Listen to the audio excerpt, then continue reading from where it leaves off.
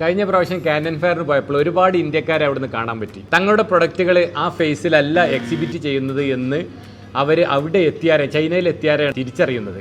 അങ്ങനെ അവർ ആ trip waste ആക്കിയിട്ട് ഇനി അടുത്തൊരു കാനൻ ഫെയറിന് വരാം എന്ന് തീരുമാനിക്കുകയാണ്. അത്തരം മിസ്റ്റേക്കുകൾ സംഭവിക്കാതിരിക്കാൻ കാനൻ ഫെയറിലെ ഓരോ ഫേസിലും ഏതൊക്കെ പ്രൊഡക്റ്റുകളാണ് എക്സിബിറ്റ് ചെയ്യുന്നത് എന്നുള്ളത് ഈ വീഡിയോയിൽ വ്യക്തമായിട്ട് പറയണമെന്നാണ് ഉദ്ദേശിക്കുന്നത്. ഫേസ് 1 എക്സിബിറ്റ് ചെയ്യുന്ന പ്രൊഡക്റ്റുകൾ ഏതൊക്കെയെന്ന് നമുക്ക് നോക്കാം. Consumer electronics and information products. അതിൽ വരുന്നത് audio video products, digital entertainment products, communications, power supply products, computer products, electronic security equipment, business automation equipment, പിന്നെ household electrical അപ്ലിയൻസസ്.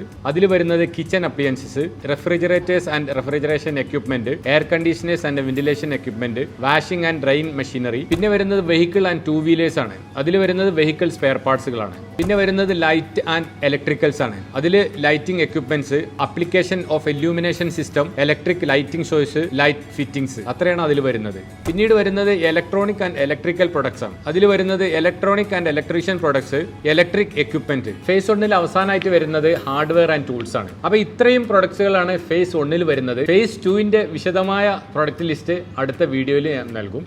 Okay, thank you.